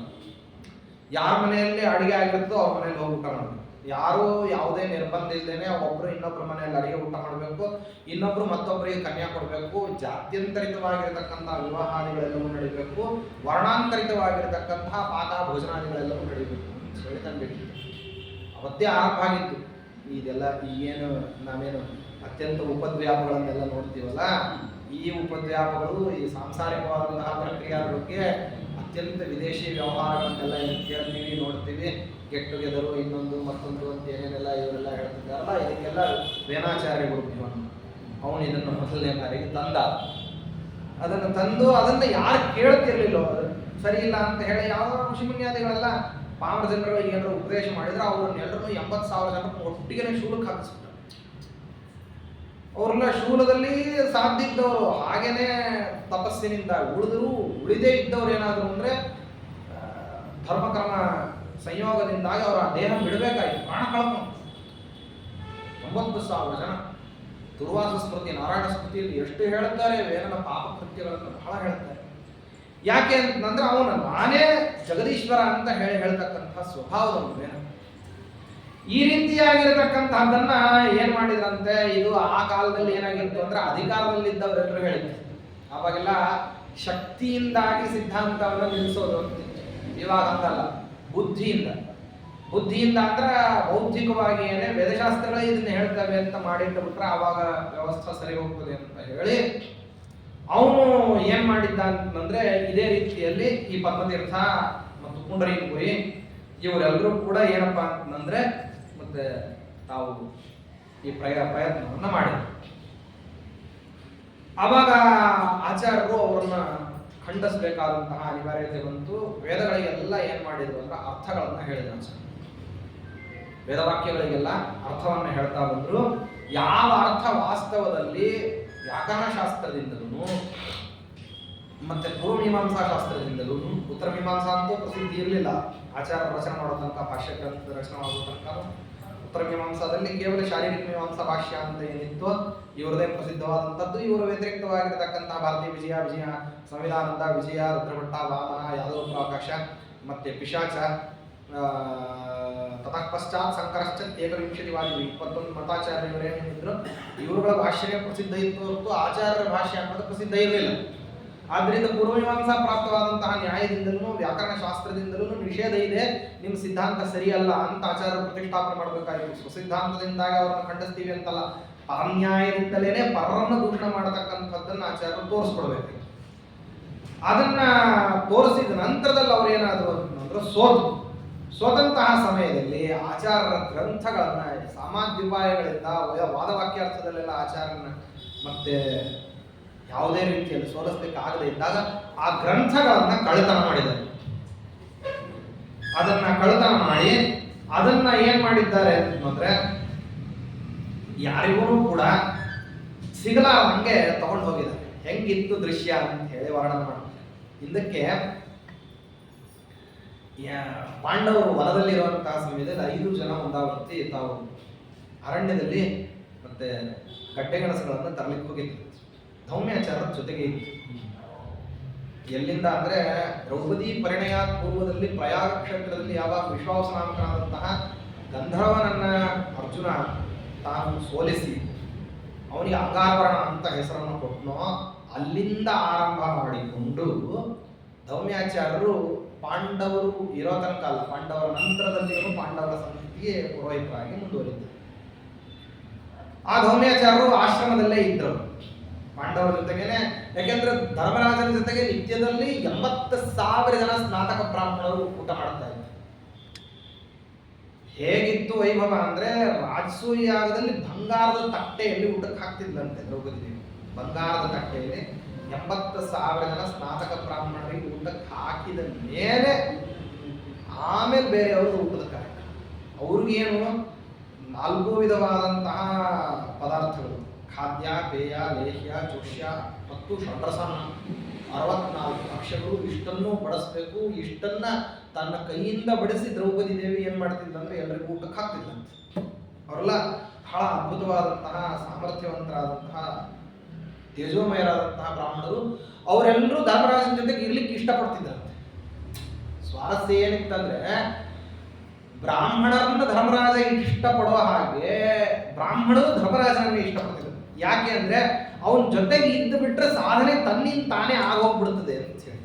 ಸಾಧನೆ ಮಾಡಲಿಕ್ಕೆ ಪ್ರತ್ಯೇಕವಾದಂತಹ ಪ್ರಯತ್ನ ಮಾಡಬೇಕಾಗಿಲ್ಲ, ಅವನನ್ನು ಅನುಸರಣೆ ಮಾಡಿದ್ರೆ ಸಾಕು. ಅವನು ದಿನನಿತ್ಯ ಬೆಳಗ್ಗೆ ಸಕಾಲದಲ್ಲಿ ಎದ್ದು ಪ್ರಾತಃ ಕಾಲದ ಕೃತ್ಯಗಳನ್ನೆಲ್ಲವನ್ನು ಮಾಡಿಕೊಂಡು ಮುಗಿಸ್ಕೊಂಡು ಬಂದು ತನ್ನ ನಿತ್ಯಾನೇಕಗಳನ್ನೆಲ್ಲ ಮಾಡಿಕೊಂಡು ಬಂದು ಏನು ಮಾಡ್ತಿದ್ದ ಅಂತಂದ್ರೆ ನಿತ್ಯದಲ್ಲಿ ಪುರಾಣ ಪಾಠ ಪ್ರವಚನವನ್ನು ಕೇಳೋದು, ಆ ನಂತರದಲ್ಲಿ ರಾಜಕಾರ್ಯಗಳಲ್ಲಿ ತಾನು ಪ್ರವೃತ್ತನಾಗೋದು. ಅದೇ ಕಾಲದಲ್ಲಿ ಇವರು ತಮ್ಮ ಬೇರೆ ಪಾಠ ಪ್ರವಚನಗಳನ್ನೆಲ್ಲ ಮಾಡ್ಬೋದು. ಮತ್ತೆ ಭೋಜನದ ಸಮಯದಲ್ಲಿ ಅವನ ಜೊತೆಗೆ ಭೋಜನ, ಆ ನಂತರದಲ್ಲಿ ವಿಶ್ರಾಂತಿ, ಅವನ ಜೊತೆಗೆ ಮತ್ತೆ ಪುನಃ ವಾದವಾಕ್ಯಾರ್ಥಗಳಲ್ಲೆಲ್ಲ ಪಾಲ್ಗೊಳ್ಳೋದು. ಹೀಗೆ ನಿತ್ಯದಲ್ಲಿ ಪರಮಾತ್ಮನನ್ನ ಪಡೀಲಿಕ್ಕೆ ಬೇಕಾಗಿರತಕ್ಕಂತಹ ಸಾಧನೆಗಳು ಅತ್ಯಂತ ಸಹಜವಾಗಿ ಆಗುತ್ತದೆ. ಪ್ರತ್ಯೇಕವಾಗಿ ನಮ್ದೊಂದು ಟೈಮ್ ಟೇಬಲ್ ಅಂತ ಹಾಕೋಬೇಕಾಗಿಲ್ಲ. ತಿರುಪತಿ ಕ್ಯೂನಲ್ಲಿ ಹೋಗಿ ಬಿದ್ದಂಗೆ, ದೇವರನ್ನ ದರ್ಶನ ಮಾಡೋದಿಲ್ಲ ಅಂತ ನೀವು ನಿಂತರೂ ಚಿಂತಿಲ್ಲ. ಹಿಂದಿದ್ದವ್ರು ಏನ್ ಮಾಡ್ತಾರೆ ಅಂದ್ರೆ ತಗೊಂಡು ಹೋಗಿ ನಿಲ್ಲಿಸ್ತಾರೆ ನಿಮ್ಮನ್ನ ದೇವರಲ್ಲಿ. ನೀವು ಅವಾಗ ಕಣ್ಣು ಮುಚ್ಕೋಬೇಕು ಅಷ್ಟೇ, ನೋಡೋದಿಲ್ಲ ಅವನನ್ನ ಅಂತ ಹೇಳಿ ಮುಂದೆ ಮಾಡಬಹುದಾದಂತ ಕೆಲಸ. ನೀವು ಕ್ಯೂನಲ್ಲಿ ಬಿದ್ದು ಬಿಟ್ರಿ ಅಂದ್ರೆ ನಿಮ್ಮನ್ನ ದೇವರ ಎದುರಿಗೆ ಹೋಗಿ ನಿಲ್ಲಿಸ್ತಾರೆ, ಅಲ್ಲೂ ನಿಲ್ಲಿಕ್ ಬಿಡೋದಿಲ್ಲ. ಅವಾಗ ಜರಗಂಡೆ ಅಂತ ಹೇಳಿ ತಬ್ಬಿ ಬಿಡ್ತಾನೆ. ಅದಕ್ಕಾಗಿ ಹಾಗೆ ಅವನ ಹತ್ರ ಹೋಗಿಬಿಟ್ರೆ ಸಹಜವಾಗಿ ಸಾಧನೆ ಆಗ್ತದೆ ಅಂತ ಅನ್ನೋ ಕಾರಣಕ್ಕೆ ಏನ್ ಮಾಡ್ತಿದ್ರು ಅಂತಂದ್ರೆ ಧರ್ಮರಾಜನ ಹತ್ರ ಬಂದ್ಬಿಡ್ತಿದ್ರು ರಾಮ. ಹಾಗೆ ಬಂದಿರುವಂಥವರು ಈ ದ್ಯೂತದ ಪ್ರಸಂಗ ನಡೆದ ನಂತರದಲ್ಲಿ ಅವರು ಧರ್ಮರಾಜನನ್ನೇ ಹಿಂಬಾಲಿಸ್ಬಿಟ್ಟಂತೆ. ಪಾಂಡವರು 5 ಜನ ಮಾತ್ರ ವನವಾಸಕ್ಕೆ ಹೋಗಿರುವಂಥದ್ದು ಎಲ್ಲ ಕಡೆ ಕಥೆ ಹೇಳ್ತಾರೆ, ಹಂಗಲ್ಲ. ಪಾಂಡವರು ಹಿಂಭಾಗದಲ್ಲಿ ಧೌಮ್ಯಾಚಾರ್ಯರು ಕೊನೆಯದಾಗಿ ಪ್ರೇತ ಸೂಕ್ತಗಳನ್ನು ಹೇಳ್ತಾ ಹೋದ್ರಂತೆ. ಯಾಕಂದ್ರೆ ವಾಪಸ್ ಬಂದ ಮೇಲೆ ಇಲ್ಲಿ ಅದೇ ಕೆಲಸ ಅಂತ ಹೇಳಿ ಪ್ರತಿಮೂರ್ತಿ ಪ್ರೇರಣೆಯ ಮರಣಾಂತ ಭಾರತೀಯ ಮುಖ್ಯ ಪ್ರಾಣಾಂತರದ ಪ್ರತಿಮೂರ್ತಿ ಪ್ರೇರಣೆಯ ಪ್ರತಿಮೂರ್ತಿ ಪ್ರೀತ್ಯರ್ಥಂ ಅಂತ ಹೇಳೇನೆ ಸಂಕಲ್ಪ ಅದೇನೇ ನಡೀತದೆ. ಇಲ್ಲಿ ಬಂದ್ಮೇಲೆ ಬೇರೆ ಏನು ನಡೆಯೋದಿಲ್ಲ ಅಂತ ಹೇಳಿ ಪ್ರೇತ ಸೂಕ್ತಗಳನ್ನು ಹೇಳ್ತಾ ಧೌಮ್ಯಾಚಾರ ಹೋದ್ರಂತೆ. ಅವ್ರ ಹಿಂದೆ ಈ ಬ್ರಾಹ್ಮಣರೆಲ್ಲರೂ ಹಿಂಬಾಲಿಸ್ಕೊಂಡು ಹೊರಟು ಬಿಟ್ರು. ಅವರರು ಜಾನಪದರು ಎಲ್ರಿಗೂ ಧರ್ಮರಾಜ ಹೇಳಿದಂತೆ ನೀವ್ಯಾರು ಬರಬೇಡ್ರಿ ಅಂತ ಹೇಳಿ ಅವರೆಲ್ಲ ಬಿಟ್ರು. ಈ ಬ್ರಾಹ್ಮಣರನ್ನೆಲ್ಲ ಏನ್ ಹೇಳ್ತೀರಿ ನೀವು? ಅವರು ಏಕ ಪ್ರಕಾರ ತಂಡೋಪತಂಡವಾಗಿ 80,000 ಜನ. ಮಾರನೇ ದಿವಸಕ್ಕೆ ಏನಾಗಬೇಕು? ಸರ್ವೇ ವಿಷಯ ತಂಡೋಲ ಪ್ರಸ್ಥಮೂಲ. ಮಾರನೇ ದಿವಸ ಅನ್ನ ಹೊಳೆ ಗತಿ ಏನು? ಇವರೆಲ್ಲ ಬಂದುಬಿಟ್ರೆ ಧರ್ಮರಾಜ ಹೋದ. ಅವತ್ತಿನ ದಿವಸ ಹಸ್ತಿನಾವತಿಯ ಸೀಮೆಯನ್ನು ದಾಟಿ ಮತ್ತೆ ಕಿರ್ಮೀರ ಮಾಸೇನು ಅಥೋ ನರಾಶನ್ ಕಿರ್ಮೀರನ ವನಪ್ರಾಂತ್ಯಕ್ಕೆ ಹೋದ. ಅಲ್ಲಿ ಅವತ್ತು ರಾತ್ರಿ ಬಿನ್ಸನ್ ದೇವರು ಕಿರ್ಮೀರನ ಸಂಹಾರ ಮಾಡಿದ್ರು. ಮಾರನೇ ದಿವಸಕ್ಕೆ ಊಟದ ವ್ಯವಸ್ಥೆ ಆಗ್ಬೇಕಲ್ಲ. 8 ಜನ ಇದ್ದಾರೆ, ಒಬ್ರ ಇಬ್ರ, ಅವರೆಲ್ಲರಿಗೂ ಅಡಿಗೆ ಊಟದ ವ್ಯವಸ್ಥೆ ಆಗ್ಬೇಕು. ಹೋದ್ರು ಬಿನ್ಸನ್ ದೇವರು. ಹೋಗಿ ಅರಣ್ಯದಲ್ಲಿ ಇರ್ತಕ್ಕಂಥ ಗಡ್ಡೆ, ಗೆಣಸು, ಕಾಂದ, ಮೂಲ, ಫಲ, ಹಣ್ಣು, ಹಂಪಲು ಏನೇನು ಸಿಗ್ತಾವೆಲ್ಲ ತಗೊಂಡ್ಬಂದ್ರು. ಎಲ್ಲ ಗುಡ್ಡೆ ಹಾಕಿದ್ರು. ಅವತ್ತಿಂದ ಏನೋ ಕೊನೆ ಇರ್ತದೆ ಅಡಿಗೆ ಊಟ ಆಗಿ ಹೋಗ್ಬಿಡುತ್ತೆ. ಮಾರನೇ ದಿವಸದ ಗತಿ ಏನು? ಧರ್ಮರಾಜ ಹೋಗಿ ಇವರೆಲ್ಲ ಸಂಪಾದನೆ ಮಾಡ್ಕೊಂಡು ತಗೊಂಡ್ಬಂದು ರಾಶಿ ಹಾಕಿ ಬಡಿಸಿದ್ದನ್ನೆಲ್ಲ ನೋಡ್ದ. 1 ದಿವಸದ ಕತೆ ಕಳಿತಿದ್ದು ಇದು ಹೀಗೇನೆ ನಡೆಯೋದಿಲ್ಲ ಅಂತ ಹೇಳಿ ಧೌಮ್ಯಾಚಾರ್ಯನ ಕರೆದ. ಸ್ವಾಮಿ ಏನಾರ ಮಾಡ್ರಿ, ಸಮಸ್ಯೆ ಇದೆ. ಏನಂತಂದ್ರೆ ನೀವು ಇಷ್ಟು ಜನರಿಗೆ ಊಟದ ವ್ಯವಸ್ಥೆ ಆಗಬೇಕು. ದಿನ ಈ ರೀತಿ ಎಲ್ಲ ಕಾಡು ಮೇಡಗಳನ್ನು ಅಲ್ಲಿ ಬಿಟ್ಟು ತಂದು ಹಾಕ್ಬೇಕಂದ್ರೆ ಅವ್ರಿಗೆ ಊಟಕ್ಕೆ ಹಾಕೋದು ಯಾವಾಗ? ಅವರು ಸಕಾಲಕ್ಕೆ ಭೋಜನವನ್ನು ಮಾಡಲಿಲ್ಲ ಅಂದ್ರೆ ಅವ್ರ ಪಾಠ ಪ್ರವಚನಕ್ಕೆಲ್ಲ ಹೆಂಗೆ ಬರೋದು? ಅವರೆಲ್ಲ ಬರ್ಬೇಕಲ್ಲ, ಅವ್ರು ನನ್ನ ಜೊತೆ ಕೂತ್ಕೋಬೇಕಲ್ಲ. ಅವ್ರು ಕೂಡ್ಬೇಕಂತ ತಾನೇ ಬಂದಿದ್ದಾರೆ. ಸುಮ್ಮನೆ ತಡ ಆಗಿ ಊಟ ಆದ್ರೆ ಅವರೆಲ್ಲ ಹೆಂಗೆ ಆಗ್ತದೆ? ಅದರಿಂದ ಸಕಾಲಕ್ಕೆ ಅವ್ರಿಗೆ ಬೆಳಗ್ಗೆ ಮುಂಜಾನೆ 10 ಗಂಟೆಗೆ ಊಟ ಆಗಬೇಕು. ಹಾಗಾಗಿ ಏನರ ವ್ಯವಸ್ಥೆ ಇರುತ್ತೆ.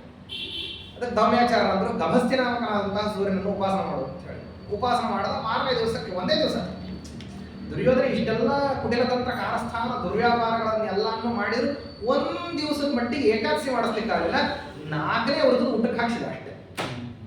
ಚತುರ್ಥ ವ್ರತದ ಭೋಜನ ಒಂದೇ 1 ದಿವಸ.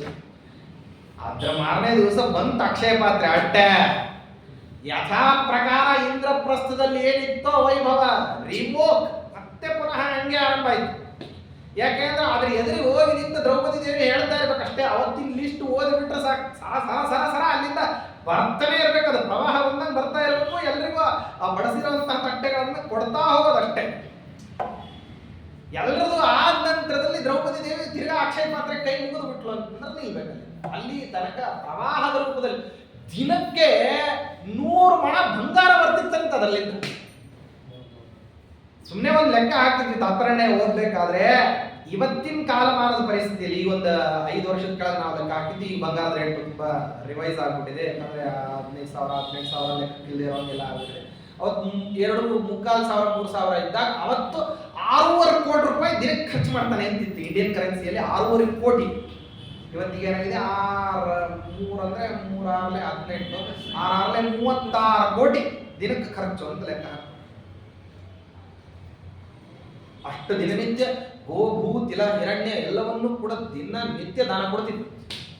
ದಿನನಿತ್ಯ ಅಷ್ಟು ದಾನವನ್ನು ಕೊಟ್ಟು ಅವರಿಗೆಲ್ಲರಿಗೂ ಅಷ್ಟು ಷಡ್ರಸೋಪೇತವಾದಂತಹ ಅನ್ನವನ್ನು ಹಾಕಿ ಆಮೇಲೆ ತಾನು ಋಷ್ಯಾಹಾರವನ್ನು ಸ್ವೀಕಾರ ಮಾಡಿ ಬಂದು ತಾನೇನ್ ಮಾಡ್ತಿದ್ದ ಅಂತಂದ್ರೆ ಜ್ಞಾನ ಯಜ್ಞದಲ್ಲಿ ಪಾಲ್ಗೊಂಡು. ಹಿಂಗಿತ್ತು ಧರ್ಮರಾಜ. ಇಂತಹ ಸಮಯದಲ್ಲಿ ಒಂದವರ ದಿವಸನೇ ವನದಲ್ಲಿ ಹೋಗಿದ್ರಂತೆ, ವಿಹಾರಕ್ಕೋಸ್ಕರ ಹೋಗಿದ್ದಾರೆ. ಸೌಮ್ಯಾಚಾರ ಮಾತ್ರ ಅಲ್ಲೇ ಇತ್ತು. ಆಗ ಅಲ್ಲಿ ಜಯದ್ರಥ ಅಂತ ಹೇಳಿ ದುಶೀಲೆಯ ಗಂಡ, ಅಂದ್ರೆ ಸಂಬಂಧದಲ್ಲಿ ದುರ್ಯೋಧನಿಗೆ ಭಾವಮೈನ ಆಗಬೇಕು. ಅವನು ಬಂದು ಏನ್ ಮಾಡಿದ್ದಾನೆ ಅಂದ್ರೆ ಕೋಟಿಕಾಶ್ಯ ಅಂತ ಅವನ ಸ್ನೇಹಿತ. ಇಬ್ರು ಕೂಡ ಆ ಆಶ್ರಮಕ್ಕೆ ಬಂದಿದ್ದಾರೆ. ದ್ರೌಪದಿ ದೇವಿ ಮತ್ತೆ ದುಶೀಲೆಯ ಭರತ ಇವನು ಸಂಬಂಧದಲ್ಲಿ ಮತ್ತೆ ಹಸ್ತಿನಾವತಿಗೆ ಅಳೆಯ ಆಗಬೇಕು ಅಂದ್ರೆ ನಮ್ಮನೆಗೂ ಅಳೆಯ ಆಗಬೇಕು. ಆದ್ದರಿಂದ ಬರ್ರಿ ಅವರೆಲ್ಲ ಅರ್ಘ್ಯಪಾದ್ಯಾದಿ ವಿಚಾರಗಳನ್ನು ಮಾಡ್ತಾ ಕೂತ್ಕೊಳ್ರಿ ಅಂತ ಹೇಳಿಲ್ಲ. ಅವಾಗ ಕೋಟಿಕಾಶ್ಯ ಬಂದುಬಿಟ್ಟು ಜಯದ್ರಥನಿಂದ ಪ್ರೇರಿತನಾಗಿ ಬಂದು ದುರ್ವಚನಗಳನ್ನೆಲ್ಲ ದ್ರೌಪದಿ ದೇವಿಗೆ ಆಡಿ ಆನಂತರದಲ್ಲಿ ದ್ರೌಪದಿ ದೇವಿಯನ್ನು ಅಪಹಾರ ಮಾಡಬೇಕು ಅಂತ ಹೊರಟಾಗ ದ್ರೌಪದಿ ದೇವಿ ಛೀ ನನ್ನನ್ನು ಮುಟ್ಟಬೇಡ ಅಂತ ಹೇಳಿಬಿಟ್ಟು ಜಯದ್ರಥನ ರಥದಲ್ಲಿ ತಾನೇ ಕೂತ್ಕೊಂಡು, ಜಯದ್ರಥ ಚಿಂತೆ ಮಾಡ್ಲಿಕ್ಕೆ ಹೋಗ್ಬೇಡ, ಇವನ ನೀನು ದಾಟೋದಿಲ್ಲ, ನೀನು ಹೆಣ ದಾಟಬೇಕಾಗ್ತದೆ ಅಂತ ಹೇಳಿದ್ರು. ಅವ್ರು ಯಾರು ಬರ್ತಾರೆ, ನನಗೆ ಎಡೆನೆ ಪಾಂಡವರು ಹಾಗೆ ಹೇಗೆ ಅಂತೆಲ್ಲ ಹೇಳಿ ಕರ್ಕೊಂಡು ಹೊರಟು ಅವನ ಜೊತೆಗೆ ಹಿಂದಿಂದ ಈ ಕೋಟಿಕಾಶ್ಯನ ಹೊರಟು. ಬರ್ತಿರೋ ಹಾಗೆ ಸುದ್ದಿ ಸಿಕ್ತವ್ರೆ ಪಾಂಡವರು. ತಕ್ಷಣ ಹೊರಟು ಒಂದು ಕಡೆಯಿಂದ ಭೀಮಸೇನ ದೇವರು, ಇನ್ನೊಂದು ಕಡೆಯಿಂದ ಅರ್ಜುನ. ಹಿಂದೆ ಹೋಗೋಂಗಿಲ್ಲ, ಅತ್ತದರಿ ಇತ್ತ ಪುಲಿ, ಈ ಅದ್ದರಿಗೆ ಸಿಗಾಕೊಂಡ ಜಯದ್ರಥ. ಆ ಜಯದ್ರಥನನ್ನ ಮೊದಲು ಹಿಡಿಲಿಲ್ಲ ಭೀಮಸೇನ ದೇವರು, ಕೋಟಿಕಾಶ್ಯ ಎದುರಿಗೆ ಸಿಕ್ಕ. ಆ ಕೋಟಿಕಾಶ್ಯ ಏನ್ ಮಾತಾಡಿದ್ದ ಅನ್ನೋದನ್ನ ಧೌಮ್ಯಾಚಾರ್ಯರು ಶಿಷ್ಯರು ಭೀಮಸೇನ ದೇವರಿಗೆ ಹೇಳಿದ್ರು. ಅನಾಮತ್ತಾಗಿ ಒಂದು ಮುಷ್ಟಿ ಮಾಡಿ ಅವನ ಮೇಲೆ ಏನ್ ಮಾಡಿದ ಅಂದ್ರೆ ಕೋಟಿಕಾಶ್ಯನ ಮೇಲೆ ಬುದ್ಧಿದ್ರೆ ಕೋಟಿಕಾಶ್ಯ ಭೂಮಿ ಒಳಗೆ ಹೋಗಿ ಸಿಗಾಕೊಂಡ ಅಷ್ಟೇ, ಉಸುಗಟ್ಟಿ ಸತ್ತ. ಇನ್ನು ಉಳಿದವನು ಜಯದ್ರಥ ಒಬ್ಬನೇ. ಆ ಜಯದ್ರಥನನ್ನ ಹೊಡೆದು ಬಿಟ್ಟು ತಗೊಂಡ್ಬಂದು ಏನ್ ಮಾಡಿದ್ರು ಅಂತಂದ್ರೆ ಧರ್ಮರಾಜನ ಕಾಲ್ ಹತ್ರ ಹಾಕಿದಾಗ ಧರ್ಮರಾಜ ಕೊಂತೀನಿ ಅಂತ ಹೇಳಿ ಕತ್ತಿ ಅಂತ ಇಲ್ಲ ಇಲ್ಲ ಅಮ್ಮ ನಮ್ಮ ತಂಗಿ ಗಂಡ ಸತ್ತು ಬಿಟ್ರೆ ಮತ್ತೆ ತಿರ್ಗ ದುಶೀಲಿಗೆ ನಾವೇ ವೈಧವ್ಯವನ್ನು ತಂದಂಗ ಮಾಡಬಾರ್ದು ಕೆಲಸ, ನಮ್ಮನೆ ಹೆಣ್ಮಕ್ಳು, ಅದರಿಂದ ಬಿಟ್ಟು ಧರ್ಮರಾಜ ಎಲ್ಲ ಅನುತಾಪದ ವಚನಗಳನ್ನೆಲ್ಲ ಆಡಿ ಅವಾಗ ಹಂಗೆ ಎಲ್ಲ ಬಿಡ್ಲಿಕ್ಕಾಗೋದಿಲ್ಲ. ರಾಜದ್ರೋಹವನ್ನು ಮಾಡಿದಾನೆ. ರಾಜಪತ್ನಿಯ ದ್ರೋಹ ಅನ್ನೋದು ರಾಜದ್ರೋಹಕ್ಕೆ ಸಮಾನವಾದಂಥದ್ದು. ರಾಜಪತ್ನಿ ಅಂತಂದ್ರೆ ಅವಳು ಜ್ಯೇಷ್ಠ ಸ್ತ್ರೀಯವರು ಅಂತ ಅವಳಿಗೆ ಅಪಮಾನ ಮಾಡಬಾರ್ದು. ಅಪಮಾನ ಮಾಡಿದವನು ಬದುಕಲೂಬಾರ್ದು. ಆ ಬದುಕ್ತಿದ್ದಾನೆ ಅಂತಂದ್ರೆ ಅವ ಸತ್ತಂಗೆ ಬದುಕಬೇಕು. ಅವನು ಬದುಕಿದ್ದು ಸತ್ತಿರ್ಬೇಕು, ಸತ್ತಂಗೆ ಬದುಕಬೇಕು. ಹಂಗೆ ಮಾಡ್ಬೇಕು ಹೇಳಿ ಅವನನ್ನು ಏನು ಮಾಡಿದ್ದಾರೆ ಅಂದ್ರೆ ಪಂಚದಾಗ ಚೂಡಾಕರಣವನ್ನು ಮಾಡಿದರು. ಅಂದ್ರೆ 5 ಕಡೆ ಕೂದಲನ್ನು ಉಳಿಸಿ ಇಡೀ ತಲೆ ಕೂದಲನ್ನು ಬೋಳಿಸಿದರು. ಹೇಳು ಜಯದ್ರಥ ದ್ರೌಪದಿ ದೇವಿಯ ದಾಸನ ಅಂತ ಹೇಳು ಅಂತ ಹೇಳಿ ಎಡಗಾಲದಿಂದ ಜಾಡಿಸಿ ಒದ್ದು ಶಿಬಿರದಿಂದ ಹೊರಗೆ ಬಂದು ಬಿದ್ದ. ಮಾತಾಡಲಾರ್ದನ್ನು ಹೋದ. ರುದ್ರದೇವರ ಕುರಿತು ತಪಶ್ಚರ್ಯ ಮಾಡಲ್ಲ. ಮುಂದಕ್ಕೆಲ್ಲ ಪಾಂಡವನ್ನು ಒಂದು ದಿವಸ ತಡಿ ಹಿಡಿಯುವಂಥದ್ದೆಲ್ಲ ಅರ್ಜುನನ್ನು ಹೊರತುಪಡಿಸಿ ಬೇರೆ ಅರ್ಜುನನಿಗೆ ವಿರುದ್ಧವಾಗಿ ನಾನು ಹೊರ ಕೊಡ್ಲಿಕ್ಕೆ ಬರೋದಿಲ್ಲ. ಯಾಕಂದ್ರೆ ಒಂದ್ಸರ್ತಿ ಹೊರ ಕೊಡ್ಲಿಕ್ಕೆ ಹೋಗೇನೆ ನಾನು ಏನು ಮಾಡಿದ್ದೀನಿ ಅಂದ್ರೆ ಪರಾಸ್ತನಾಗಿ ನಾನು ಈ ಜನ್ಮ ಪೂರ್ತಿ ಬ್ರಹ್ಮಚಾರಿಯಾಗಿದ್ದೀನಿ ನಾನು ಅಲ್ಲೇ. ಅದಕ್ಕಾಗಿ ಅದು ಸಾಧ್ಯ ಇಲ್ಲ. ಇನ್ನು ಉಳಿದದ್ದು ಏನಂತಂದ್ರೆ ಅರ್ಜುನನ್ನು ಹೊರತುಪಡಿಸಿ ಇನ್ನು 4 ಜನರನ್ನ ಹಿಮ್ಮೆಟ್ಟಿಸಬಹುದು ಅಂತ ಹೇಳಿ ರುದ್ರದೇವರು ಹೊರ ಕೊಟ್ಟರು. ರುದ್ರದೇವರ ಹೊರಕ್ಕೆ ಪರಮಾತ್ಮ ಸಮ್ಮತಿ ಇದ್ದಿದ್ದರಿಂದ ಭೀಮಸೇನ ದೇವರು ಕೂಡ ಅಭಿಮನ್ಯುವಿನ ಸಂಹಾರ ಆಗೋ ಹಂಗೆ ಅವಕಾಶವನ್ನು ಮಾಡಿ. ಇದು ಹೆಂಗೆ ಈ ಜಯದ್ರಥ ಅಂತನ್ನವನು ಯಾವ ರೀತಿಯಲ್ಲಿ ದ್ರೌಪದಿ ದೇವಿಯನ್ನು ಅಪಮಾನ ಮಾಡಿದ್ದಾರೆ. ಈ ಕಥೆ ಎಲ್ಲ ಯಾಕೆ ಅಂದ್ರೆ ಜಯದ್ರಥ ಇಂತಿಷ್ಟು ದೊಡ್ಡದಾಗಿರತಕ್ಕಂತಹ ಇಂಥ ಒಂದು ಸುಖದ ಸುಪ್ಪತ್ತಿಗೆಯಲ್ಲಿ ಸಾಧನೆಯ ಪರಾಕಾಷ್ಠತೆಯಲ್ಲಿದ್ದಂಥವಳು ಏನು ಎಲ್ಲ ಕಳಕೊಂಡ್ರು ಕೂಡ ಏನಂತಾರೆ ದುರ್ಯೋಧನ ಇಷ್ಟೆಲ್ಲ ಸರ್ವ ವಿಧವಾದಂತಹ ಅನರ್ಥಗಳನ್ನ ವಿನಿಯೋಗ ಮಾಡಿಯೂ ಪಾಂಡವರಿಗೆ ಲೇಷ ಭಾಗದಷ್ಟು ದುಃಖ ಕೊಡ್ಲಿಕ್ಕಾಗಲಿಲ್ಲ ಅಂತ ಆಚಾರ್ಯರು ಬರೀತಾರೆ. ಪಾಂಡವರಿಗೆ ವನವಾಸ ಅಂತಂದು ಎಲ್ಲರೂ ಅನ್ಕೊಂಡಿದ್ದೀರಿ, ತಪ್ಪು. ವನವಾಸ ಆಗಲಿಲ್ಲ, ಅವರಿಗೆ ವನ ವಿಹಾರ ಆಯ್ತಂತೆ. ದಿವಿ ದೇವವದ್ರಥಂ ಅಂತ ದೇವತಾ ಲೋಕದಲ್ಲಿ ಸ್ವರ್ಗಾದಿ ಲೋಕಗಳಲ್ಲಿ ದೇವತೆಗಳು ಯಾವ ರೀತಿ ಇರಬೇಕೋ ಹಂಗ ವನದಲ್ಲಿ ಪಾಂಡವರು ಇದ್ರಂತೆ. ಯಾಕೆಂದ್ರೆ ತಿನ್ಲಿಕ್ಕೆ, ಉಣ್ಲಿಕ್ಕೆ, ಉಡ್ಲಿಕ್ಕೆ, ಕೊಡ್ಲಿಕ್ಕೆ, ತೊಡ್ಲಿಕ್ಕೆ, ಮಾಡ್ಲಿಕ್ಕೆ, ತರೋ ತೋರೋ ಹೊರೋ ಹೇರೋ ಬಾರೋ ಎಲ್ಲಾ ವಿಧವಾದ ವೈಭವ ಏನ್ ಇಂದ್ರಪ್ರಸ್ಥದಲ್ಲಿ ನಡೀತಿತ್ತು ಅದೇ ಕಾಮ್ಯಕವನದಲ್ಲಿ ದ್ವೈತವನದಲ್ಲಿ ನಡೀತಿತ್ತು. ಇನ್ನೇನು ಕಡಿಮೆ? ಇಷ್ಟ ವೈಭವ ಪಾಂಡವರಿಗಿದ್ದಾಗ ಇಷ್ಟು ವೈಭವ ದ್ರೌಪದಿ ದೇವಿಗೂ ಇತ್ತು. ಅತ್ಯಂತ ಸ್ವಾತಂತ್ರ್ಯದಿಂದ ಆ ವೈಭವವನ್ನೆಲ್ಲ ತಿರಸ್ಕಾರ ಮಾಡಿದ್ರು ಅಂತ ಅನ್ನೋದು ಬೇರೆ. ನೋಡ್ರಿ, ಉಪವಾಸ ಎರಡು ರೀತಿಯಿಂದ ಮಾಡ್ತಾರೆ. ಎಲ್ಲ ಇದ್ದು ಬಿಟ್ಟು ಏಕಾದಶಿ ಉಪವಾಸ ಮಾಡೋದು ವೈಷ್ಣವನ ಲಕ್ಷಣ, ವಿಷ್ಣು ಭಕ್ತಿ ಇದೆ ಅಂತ ಹೇಳೋದಕ್ಕೆ. ಕೂಳಿ ಗತಿ ಇಲ್ಲದೇನೋ ಒಬ್ಬರು ಉಪವಾಸ ಮಾಡ್ತಾನೆ, ಅದು ಏಕಾದಶಿ ಅಲ್ಲ. ಅದು ಎಲ್ಲ ಇದ್ದಾಗ ಸರ್ವಸ್ವವನ್ನ ತ್ಯಾಗ ಮಾಡಿದ್ರೆ ಅದು ಏನಪ್ಪ ಅಂದ್ರೆ ವೈರಾಗ್ಯ. ಹಂಗೆ ಸರ್ವ ವಿಧವಾದಂತಹ ಸುಖೋಪಭೋಗಗಳು ಇದ್ದ ಸಮಯದಲ್ಲಿ ಧರ್ಮರಾಜ ತ್ಯಾಗ ಮಾಡಿದ್ದ, ಅದು ವೈರಾಗ್ಯಕ್ಕೋಸ್ಕರವಾಗಿ. ಭೀಮಸೇನ ದೇವರು ಅದೈಶ್ವರ್ಯವನ್ನು ಬೋಧ ಮಾಡ್ತಿದ್ರಂತ. ಅನಿಯಾವನೋ ಮಾಡಿದ್ದ ಅಂತ ನನಗೇನು. ಆದ್ರಿಂದ ದೇವತಾಲೋಕದಲ್ಲಿ ದೇವತೆಗಳು ಹೆಂಗೆ ಸಂಚಾರ ಮಾಡಬೇಕು ಆ ರೀತಿ ಸಂಚಾರ ಮಾಡ್ತಿದ್ರು. ಅವ್ರಿಗೇನು ದೋಷಗಳೇನು ಬಂದಿರಲಿಲ್ಲ, ಅವ್ರಿಗೆ ಏನು ಸಮಸ್ಯೆ ಇರಲಿಲ್ಲ, ದುಃಖ ಅಂತ ಮೊದಲಿರಲಿಲ್ಲ. ಒಂದೇ ಏನು ಅಂತಂದ್ರೆ ಇಂದ್ರಪ್ರಸ್ಥದಲ್ಲಿ ಇಲ್ಲ ಅಂತ ಅನ್ನೋದು ಅಷ್ಟೇ ಕೊರತೆ ಹೊರತಾಗಿ ಬೇರೆ ಯಾವುದು ಧರ್ಮಚ್ಯುತಿ ಎಲ್ಲ ಮಾಡ್ಕೊಳ್ಳಿಕ್ಕೆ ಸಾಧ್ಯ ಆಗಿರಲಿಲ್ಲ. ಧರ್ಮಚ್ಯುತಿ ಮಾಡಿಬಿಟ್ರ ಅಂತಂದ್ರೆ ದುರ್ಯೋಧನ ಈ ಸಕ್ಸೀಡ್.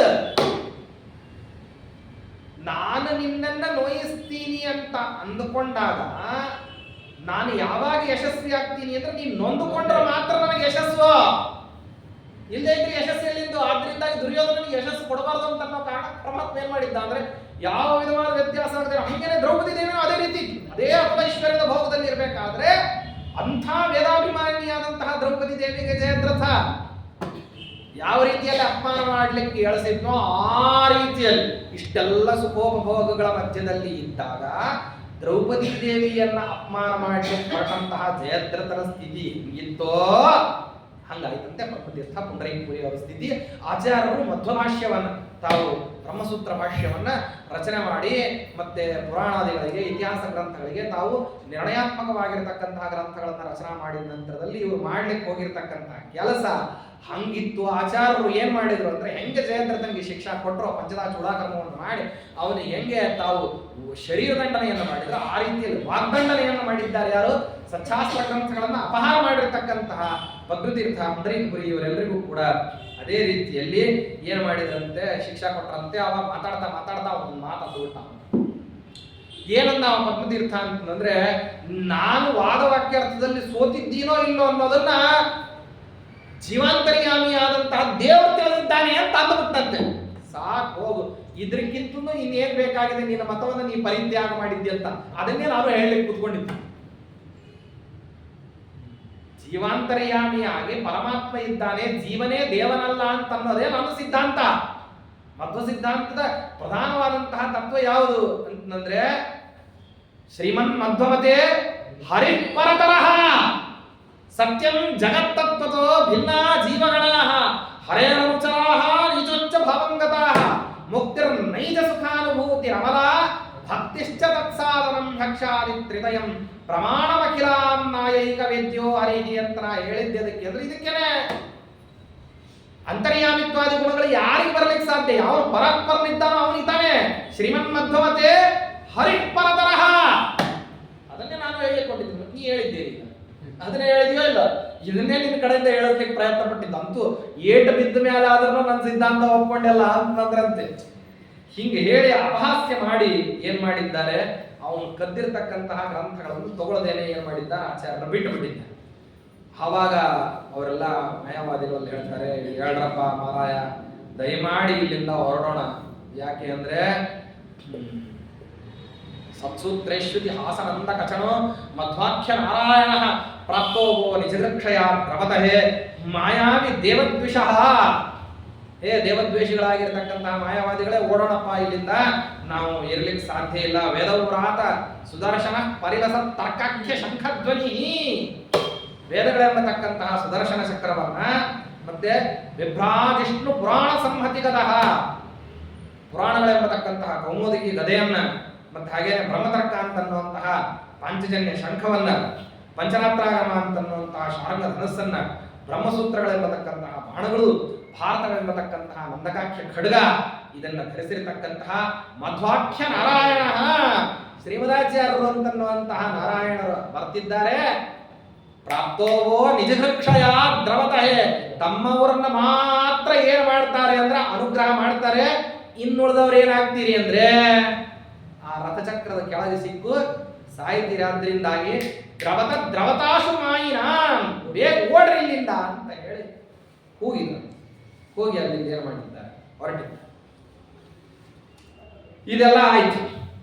ಇದಾದ ನಂತರದಲ್ಲಿ ಆಚಾರ್ಯರು ಅತ್ಯಂತ ಸುಂದರವಾಗಿರತಕ್ಕಂತಹ ಸ್ಥಳ ಕಾವು ಮಠ ಅಂತ ಹೇಳಿ ಬಹಳ ಆಚಾರ್ಯರಿಗೆ ಪ್ರೀತ್ಯಾಸ್ಪದವಾದಂತಹ ಕ್ಷೇತ್ರ ವಿಶೇಷ. ಅಲ್ಲಿಗೆ ಏನ್ ಮಾಡಿದ್ದಾರೆ ಅಂದ್ರೆ ಆಚಾರ್ಯರು ಬಂದಿದ್ದಾರೆ. ಚಾತುರ್ಮಾಸ ಮುಗಿಸ್ಕೊಂಡು ಅಲ್ಲಿಗೆ ಬಂದರು. ಅಲ್ಲಿಗೆ ಬಂದಂತಹ ಸಮಯದಲ್ಲಿ ರಾತ್ರೋರಾತ್ರಿ ಬಂದು ಆಚಾರ್ಯ ಹೇಳದೇ ಇರೋ ಹಂಗೆ ಆಚಾರ್ಯ ಮತ್ತೆ ಆಚಾರ್ಯ ಗ್ರಂಥಗಳನ್ನೆಲ್ಲ ತಂದು ಅಲ್ಲಿ ತಿಳಿಸ್ತಾರೆ. ಅಲ್ಲೇ ಬಿಟ್ಟು ಓಡೋಗ್ಬಿಟ್ಟಿದ್ದಾರೆ. ಯಾಕೆಂದ್ರೆ ಹೇಳಿ ಕೇಳಿ ಹೋದ್ರೆ ಮತ್ತೆ ವಾಪಸ್ಕೊಟ್ವಿ ಅಂತಂದ್ರೆ ಮತ್ತೆ ಕಳ್ತನ ಮಾಡಿದ್ರಿ ಅಂತ ಕಳ್ತನ ತಾವೇ ಒಪ್ಕೊಂಡಾಗ ಇವೆಲ್ಲ ಶ್ರೀಮದಾಚಾರ್ಯ ಗ್ರಂಥ ಅಂತ ಹೇಳಿದ್ರು. ಮತ್ತೆ ಅವರು ತಂದು ಕೊಟ್ಟು ಬಿಟ್ರೆ ಅದರ ಪರಿಣಾಮ ಏನಾಗ್ತದೆ ಅಂತಂದ್ರೆ ಅದನ್ನು ನೀವು ಕದ್ದಿದ್ರಿ ಅಂತ ಕಳ್ಳ್ರ ನೀವು ಅಂತ. ಅದಕ್ಕೋಸ್ಕರ ಓಡೋದು. ಅವಾಗ ಅಲ್ಲಿ ಆ ಪ್ರಾಂತ್ಯವನ್ನು ಜಯಸಿಂಹರಾಜ ಅಂತ ಹೇಳಿ ಆಳ್ತಾ ಇದ್ದ. ಅವನು ಮತ್ತೇನ್ ಮಾಡಿದ್ದಾನೆ ಅಂದ್ರೆ ಆಚಾರ್ಯ ಈ ರೀತಿ ಅಪಮಾನ ಆಗಿದೆ ಅಂತ ತಾನೇ ಬರೆದುಬಿಟ್ಟು ಇದು ತನ್ನ ಪ್ರದೇಶದಲ್ಲಿ ಇರತಕ್ಕಂತಹ ಪ್ರಜಾವರ್ಗದವರಿಂದ ನಿಮಗಾಗಿರ್ತಕ್ಕಂತಹ ಅಪಮಾನ ಅಂತ ಹೇಳಿ ಏನ್ ಮಾಡಿದ್ದಾನೆ ಅಂತಂದ್ರೆ ಅವ ಕ್ಷಮಾಯಾಚನೆ ಮಾಡಿದ್ದಾನೆ. ಯಾಕೆಂದ್ರೆ ರಾಜಾ ರಾಷ್ಟ್ರಕೃತಂ ಪಾಪಂ ಅಂತ ಹೇಳಿದೆ. ಈ ರಾಷ್ಟ್ರದಲ್ಲಿ ಯಾರ್ಯಾರು ಏನೇನು ಇಂಥ ಅಬದ್ಧಗಳನ್ನು ಮಾಡ್ತಾರೆ ಅದೆಲ್ಲ ನನಗೆ ಬರ್ತದೆ, ಅದರಿಂದಾಗಿ ನಾನೇ ಕ್ಷಮಾಯಾಚನೆ ಮಾಡ್ತೀನಿ ಅಂತ ಹೇಳಿ ಹೇಳಿದ್ದಾರೆ.